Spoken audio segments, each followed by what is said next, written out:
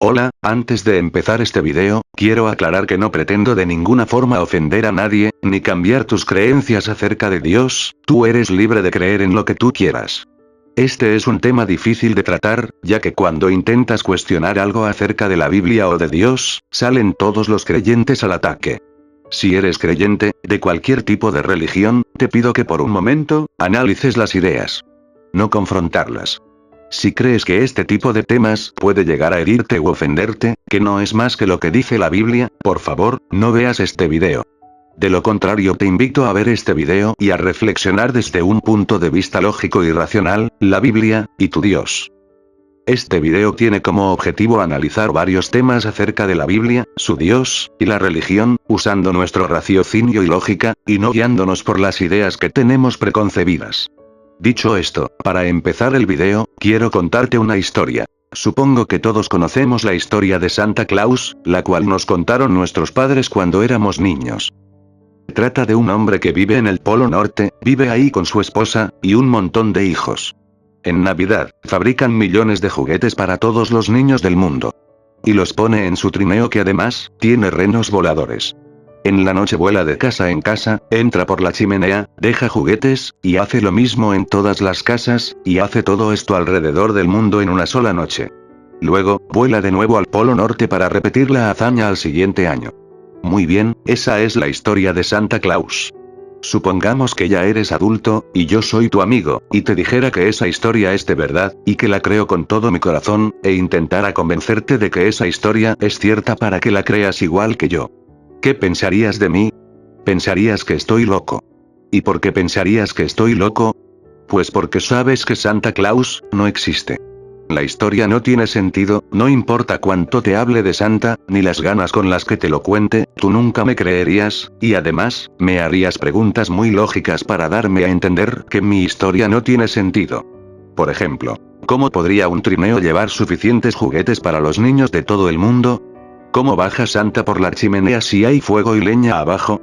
¿Cómo Santa viajaría tan rápido para visitar todos los niños de todo el mundo en una sola noche? Sin importar las respuestas que yo te diera para responder a cada una de tus preguntas, tú igual seguirías pensando que estoy completamente loco porque sabes que mi creencia en Santa es ilógica y absurda. Muy bien, hasta este punto, hemos usado nuestra lógica y raciocinio para cuestionar la existencia de Santa Claus, te pido que mantengas este mismo nivel de coherencia para seguir analizando todo lo que trataremos en este video. Ahora vamos a analizar algunas de las atrocidades más famosas de Dios que nos cuenta la Biblia. Mantén una Biblia a tu lado, te dejaré los capítulos y versículos correspondientes para que tú mismo leas y analices las historias. Muy bien, sin más dilación, empecemos. Dios envía a 2 osos para matar a 42 niños. Dice la Biblia en Segunda de Reyes, capítulo 2, versículos 23 y 24. Después subió de allí a Betel y subiendo por el camino, salieron unos muchachos de la ciudad y se burlaban de él, diciendo: Sube calvo. Sube calvo. Y miró él hacia atrás, y los vio y los maldijo en el nombre de Jehová. Y salieron 2 osos del bosque, y despedazaron a 42 muchachos. Los versículos hablan de Eliseo, el cual viajaba a la ciudad de Betel, la casa de Dios, cuando un grupo de niños aparece y se burlan de él por ser calvo. Esto parece molestarle más a Dios que al mismo Eliseo, ya que cuando éste los maldice en el nombre de Jehová, un par de osos salieron del bosque y despedazaron a 42 de esos niños. Todos sabemos que por naturaleza los niños son traviesos y juguetones, por lo tanto, cuando un niño hace algo indebido, el deber de un padre es corregirlo y enseñarle. Sin embargo, en estos versículos vemos cómo Dios comete un acto de crueldad y les quita la vida a estos niños simplemente por burlarse de Eliseo. No quiero ni imaginarme el dolor que debieron sentir los padres de estos niños, al enterarse que sus hijos fueron despedazados por osos, que sin duda es una forma horrible de morir. Si esto es un Dios de amor, prefiero irme al infierno antes que adorar a este ser cruel y asesino. Puedes leer el capítulo completo en Segunda de Reyes, capítulo 2. Dios manda a Abraham a matar a su único hijo. Dice la Biblia en Génesis, capítulo 22, versículos 1 y 2. Y aconteció después de estas cosas, que Dios puso a prueba a Abraham. Abraham. Le dijo. Él respondió: heme aquí. Y Dios dijo: toma ahora tu hijo, tu único, Isaac, a quien amas, y vete a tierra de Moriah, y ofrécelo allí en holocausto sobre uno de los montes que yo te diré. Estos versículos narran cómo Dios un día, sin explicación alguna, ordenó a Abraham a matar a su único hijo y ofrecerlo a Dios como sacrificio para probar la fidelidad de Abraham a Dios. Si tienes hijos, quiero que por un momento te pongas en la situación de Abraham. Imagina que yo fuese Dios, y un día yo te digo que tienes que asesinar a tus hijos para yo confirmar tu fidelidad hacia mí. ¿Acaso es esto justo y moral? Yo no sé ustedes, pero este Dios tiene un humor muy pesado y oscuro. Ni yo hago estas bromas tan macabras. Pedirte que asesines a tu propio hijo es algo que va en contra de toda moral. Al fin y al cabo, más adelante Dios le explica a Abraham que todo era una prueba y no termina matando a su hijo. La gracia de todo esto es que, la Biblia también dice que Dios todo lo sabe y todo lo ve. Esto significa que Dios ya sabía que Abraham haría caso a su mandato. No había necesidad de que Dios jugase de forma cruel con los sentimientos de Abraham. Estoy seguro que tú como padre, no harías caso a este mandato. Puedes leer la historia completa en el capítulo 22 de Génesis.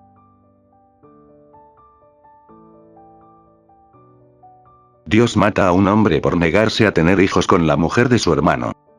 En Génesis capítulo 38, versículo 6 en adelante ocurren cosas realmente rarísimas, las cuales incluyen asesinatos de Dios por capricho otra vez. Lo que ocurre es bastante complejo, mejor leamos los versículos del 6 al 10. Y Judá tomó esposa para su primogénito la cual se llamaba Tamar. Y el primogénito de Judá, fue malo ante los ojos de Jehová, y le quitó Jehová la vida. Entonces Judá dijo a Onán: Llégate a la esposa de tu hermano, y despósate con ella y levanta descendencia a tu hermano. Y sabiendo Onán que la descendencia no había de ser suya, sucedía que cuando se llegaba a la esposa de su hermano vertía en tierra, para no dar descendencia a su hermano. Y desagradó a los ojos de Jehová lo que hacía, y a él también le quitó la vida. Los versículos explican que Onán tenía un hermano llamado al cual Dios mata sin razón ni explicación alguna. Entonces Judá, el papá de Onán, le ordena a este a tener relaciones con la esposa de su hermano, sin casarse, pero como Onán no quiso tener un hijo con la mujer de su hermano, Dios también le quita la vida. Puedes leer la historia completa en el capítulo 38 de Génesis.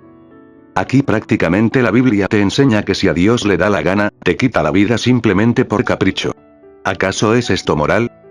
Un Dios dictador, que te mata porque no le agradas o si no le obedeces, y encima te enseña en su palabra que tienes libre albedrío. Por un demonio. Esto no podría ser más incongruente y absurdo. Si Dios es un Dios de amor, ¿por qué no tuvo amor ni misericordia con estas personas? Yo no lo sé, pero no creo que sea tan bueno como nos lo quieren vender los creyentes. Dios asesina a los hijos de Job. Probablemente, nadie ha sufrido más que Job en el Antiguo Testamento, porque Dios así lo quiso. La historia de Job es un poco extensa, por lo que intentaré resumirla lo más que pueda.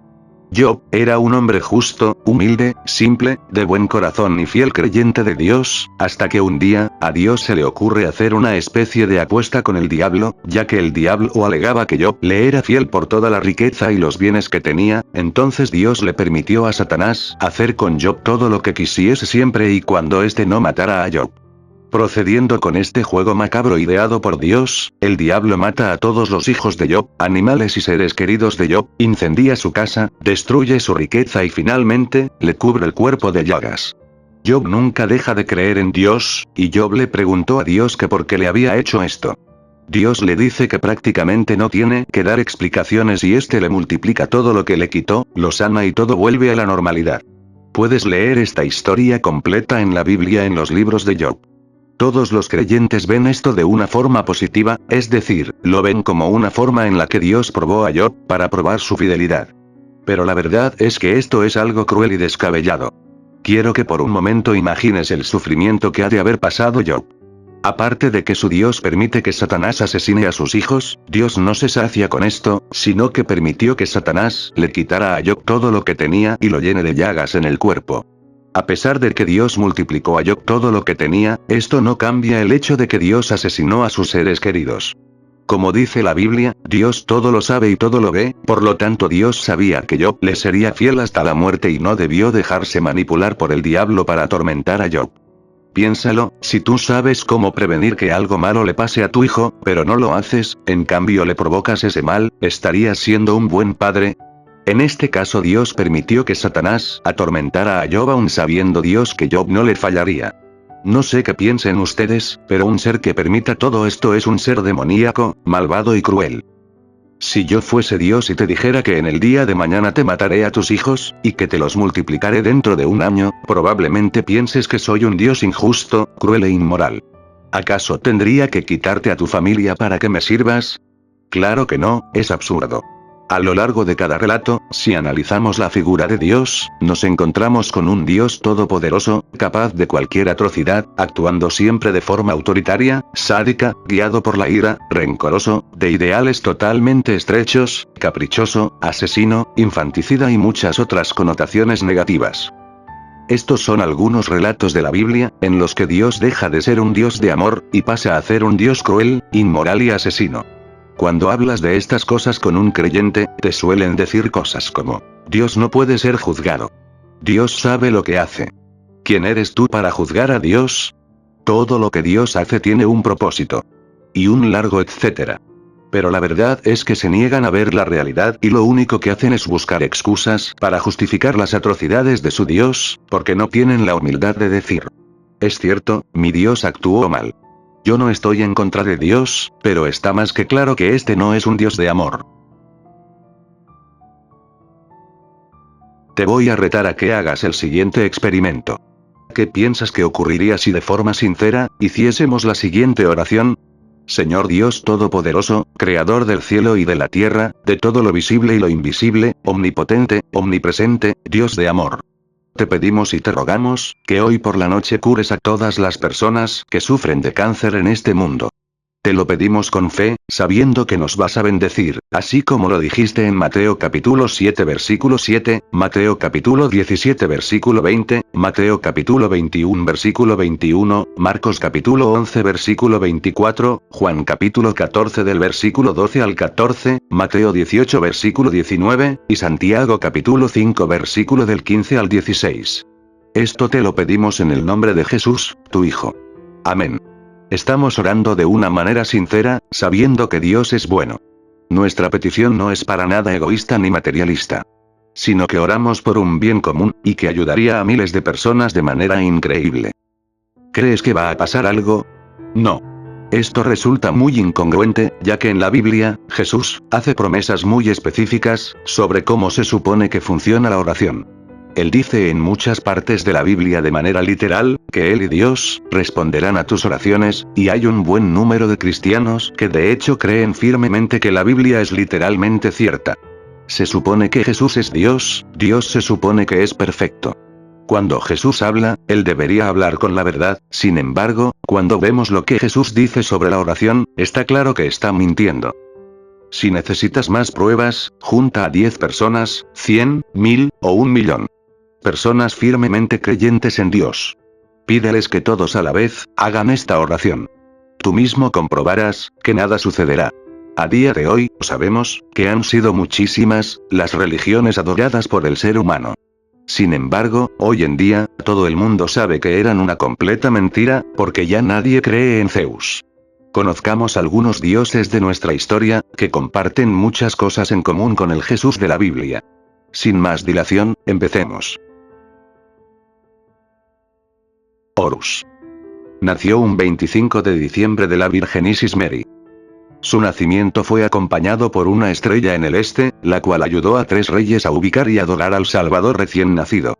A los 12 años, era un niño prodigio maestro, a la edad de 13 años, fue bautizado por alguien llamado Anup, y así empezó su ministerio.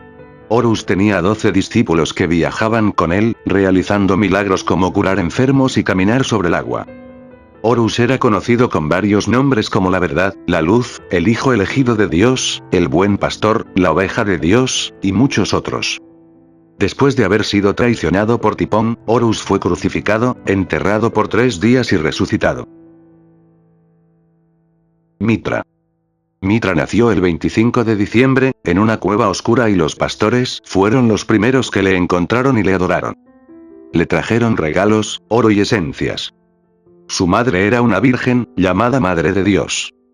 Mitra era un lazo de unión entre Dios y la gente. Era un representante de Ahura Mazda en la tierra. Después de enseñar en la tierra, Mitra ascendió a los cielos. Fue enviado por el Padre para que se cumplieran sus deseos en la tierra, y su sacrificio tiene como finalidad la redención del género humano. Los mitraístas creían en la resurrección, en la comunión con pan y vino, en el cielo y en el infierno. Mitra recibía apelativos de la luz, el buen pastor, la verdad. Buda. Nacido de la Virgen Maya un 25 de diciembre. Anunciada por una estrella y concurrida por hombres sabios con costosos regalos. Sanó a personas enfermas. Caminó sobre las aguas. Alimentó a 500 personas con una pequeña cesta de bollos. Obligó a sus seguidores a la pobreza y a renunciar al mundo terrenal. Muerto, fue sepultado y resucitado entre los muertos luego de que su tumba fuera abierta por una fuerza sobrenatural. Seguidamente ascendió hacia los cielos.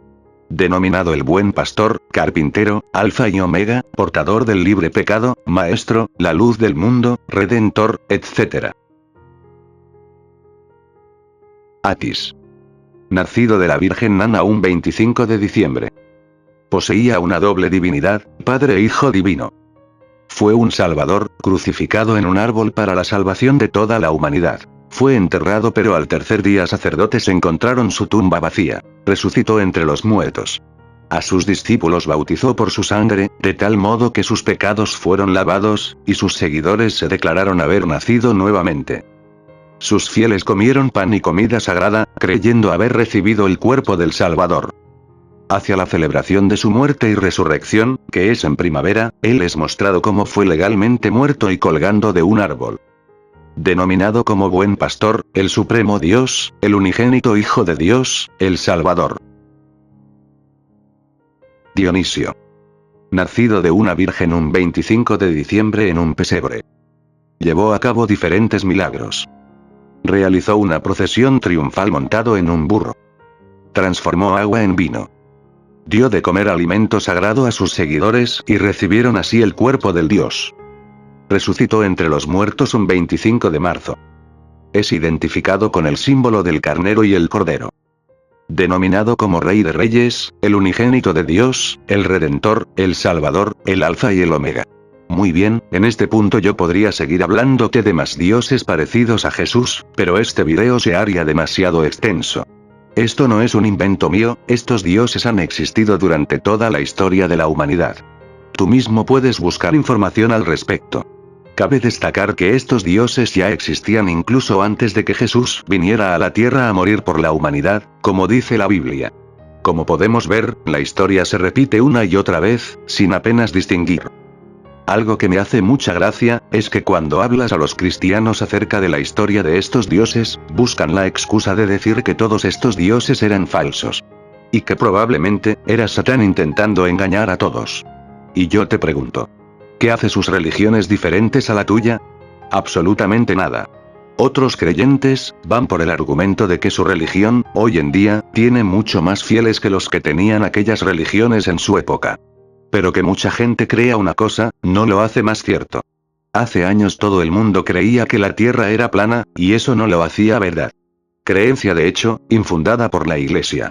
Además, tú adoras a este Dios solo porque naciste en esta parte del mundo. Te aseguro que si hubieras nacido en Arabia o algún otro país musulmán, adorarías a Alá, o si hubieses nacido en la India serías politeísta y adorarías a una infinidad de dioses y los defenderías con tanta pasión y convicción como defiendes el que adoras actualmente.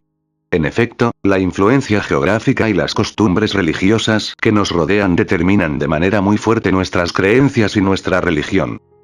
Cuando era niño, mis padres me criaron creyendo en Dios, pero con el paso de los años y muchos pensamientos, ahora que soy un adulto, ya no creo en un Dios como lo muestran las religiones.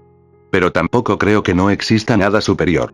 Llegué a esta conclusión simplemente analizando y reflexionando, solo hay que mirar a nuestro alrededor y mirar los insectos, las plantas, las personas, el sol, las estrellas. Es impresionante cómo la naturaleza funciona de una forma tan sabia, armoniosa y perfecta. Mira cómo todo el mundo y el universo tienen tanta armonía y preciosidad. En mi opinión, los seres humanos apenas estamos empezando a pensar, y quizás ni siquiera somos conscientes de lo que estamos siendo parte. Creo que de alguna manera que escapa a nuestra razón, hay algo que se encarga de que todo esté orquestado y funcione tan perfectamente. Desde un pequeño átomo, hasta las inmensidades de nuestro universo.